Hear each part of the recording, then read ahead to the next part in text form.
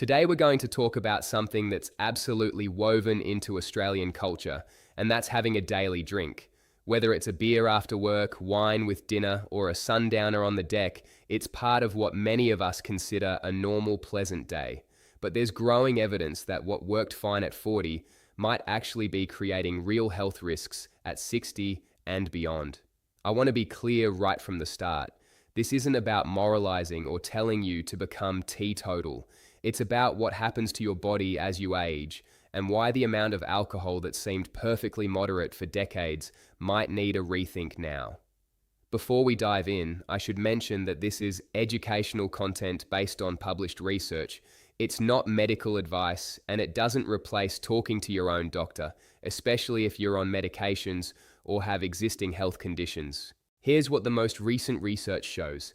A major meta-analysis published in JAMA Network Open in 2023 looked at data from over 135,000 adults aged 60 and older across 12 different studies with follow-up periods of 10 years or more. What they found was that adults over 60 who consumed just one or more standard drinks daily showed a 27% increase in all-cause mortality compared to people who drank occasionally. That means death from any cause, not just alcohol-related conditions. The same analysis found that cognitive decline happened twice as fast in daily drinkers compared to occasional drinkers, and the risk of falls and injuries that required medical care increased by 60% with daily drinking. Now, you might be thinking that one drink a day doesn't sound like much, and by the standards of what many people consider normal, it isn't. That's partly why this research is so important to understand. According to the Australian Institute of Health and Welfare's 2023 National Drug Strategy Household Survey, which included 22,000 participants, Australians aged 60 and overconsume alcohol an average of 4.5 days per week. That's more than double the rate for people under 60. Even more telling, 32% of older Australians exceed what experts now recommend without recognizing their consumption as heavy drinking. When something is culturally normal, when everyone around you is doing it, it's easy to assume it's safe. But cultural prevalence and biological safety are two very different things. Let me explain what changes in your body after 60 that makes this such a different equation than it was when you were younger. Your liver is where alcohol gets metabolized, broken down, and processed out of your system. After age 60, this first-pass metabolism slows down by 20 to 30%. That's a significant reduction in your body's ability to clear alcohol efficiently. What this means in practical terms is that the same amount of alcohol that gave you a certain blood alcohol level at age 30 will give you a blood alcohol level that's 30 to 40% higher at age 60. You're getting more intoxicated from the same amount of drink, even though you might not feel dramatically different because your tolerance has built up over the years. Your body composition changes too. You naturally lose muscle mass as you age, and your body fat percentage increases, even if your weight stays the same. Alcohol distributes differently in fat tissue versus muscle tissue, which affects how long it stays in your system and how it impacts you. Your thirst perception becomes less acute, so you're more likely to become dehydrated when drinking, and you might not notice it the way you would have when you were younger. The average Australian over 60 takes between 4 and 6 regular medications. Alcohol interacts with over 150 commonly prescribed drugs for seniors. We're talking about blood thinners like warfarin, diabetes medications like metformin, antidepressants, blood pressure medications, and many others. These interactions can either make the medications less effective or dangerously amplify their effects. There's also the matter of cumulative cellular damage. Your DNA repair mechanisms become less effective with age.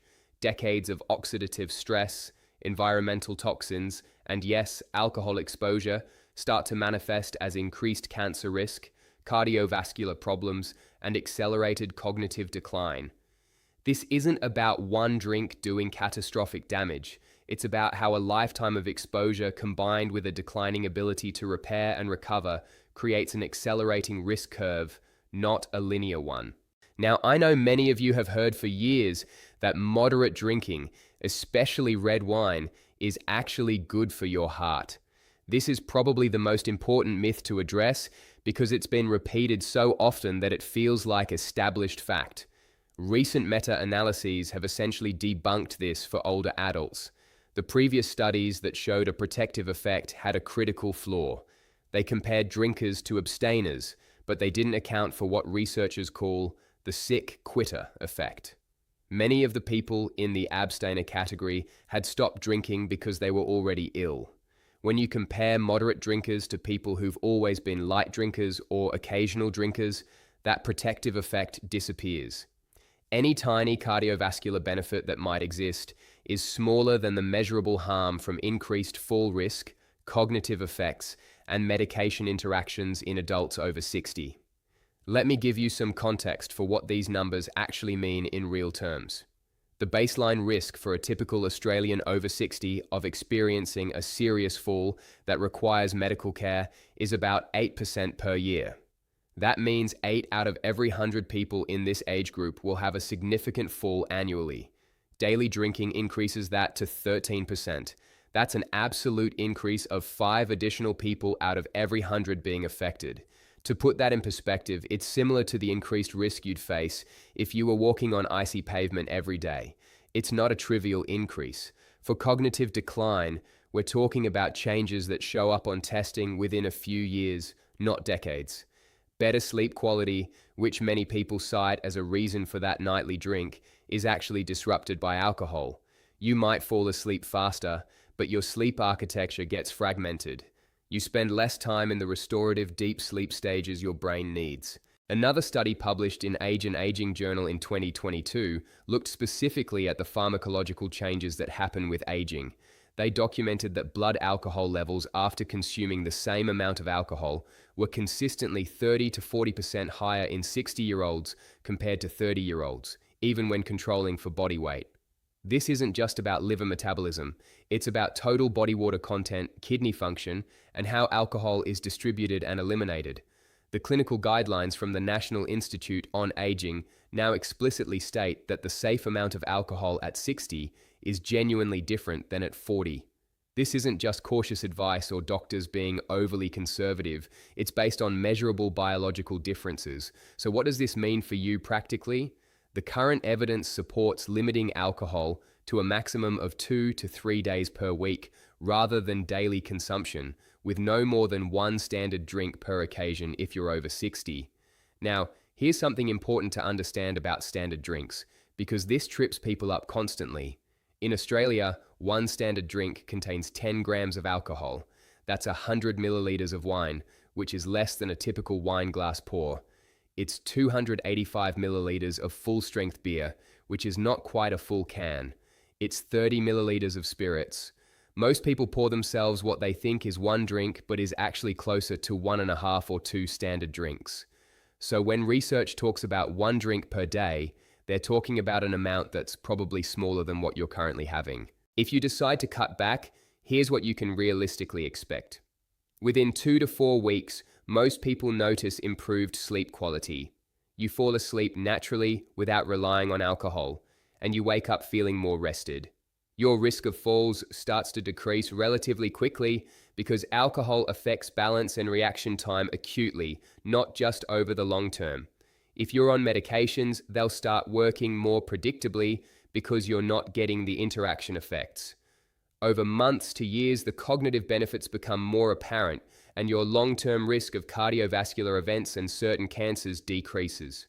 Now, this isn't going to work the same way for everyone, and that's important to acknowledge.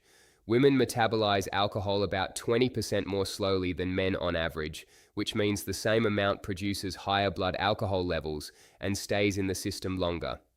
If you're on blood thinners, diabetes medications, or antidepressants, your risk from alcohol interactions is dramatically higher than someone who isn't on these medications.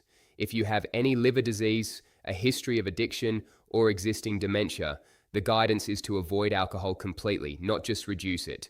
This is definitely something to discuss with your GP, particularly if you're on any regular medications.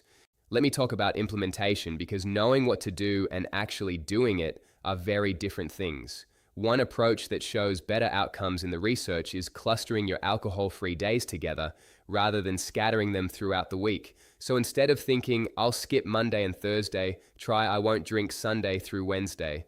There's something about consecutive days that seems to help reset your patterns and reduce the automatic reach for a drink. Think about building non-alcoholic social rituals. Australia has a wonderful afternoon tea culture that doesn't revolve around alcohol. A good coffee, a proper pot of tea, these can be just as much of a pleasant daily ritual as that evening drink. If you're someone who drinks because it's part of your social life, because your friends expect it, because that's what you do at the pub or the bowls club, you don't have to become the person who never joins in. You're just becoming the person who has a sparkling water or a lemon lime bitters some of the time instead of all of the time. The social connection is what matters, not what's in the glass.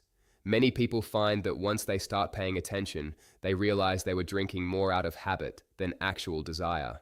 There are some situations where you need to be more cautious about this advice. If you've been drinking heavily for many years and you're thinking about stopping or drastically cutting back, don't do it abruptly without medical supervision. Alcohol withdrawal can be medically serious, and your doctor can help you reduce safely. If you find that you're unable to cut back even when you want to, that's worth discussing with a healthcare provider because it might indicate dependence that needs proper treatment. If you have severe mobility limitations or balance issues already, any fall prevention strategy is important, and reducing alcohol is one part of that. But you should also be working with a physiotherapist on other aspects of stability and strength.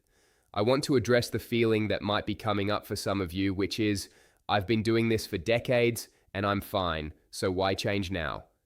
This is a really understandable reaction. Many health harms are cumulative with delayed onset. Cardiovascular disease, cancer, cognitive decline, these don't announce themselves suddenly in most cases. They develop gradually.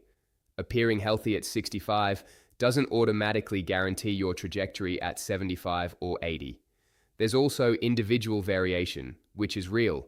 Some people are genetically better at metabolizing alcohol, better at repairing cellular damage, less susceptible to certain risks. You might be one of those people, but population-level guidance has to be based on average risk, not the lucky minority. Another thing people often say is, everything causes cancer these days, or these studies keep changing their minds.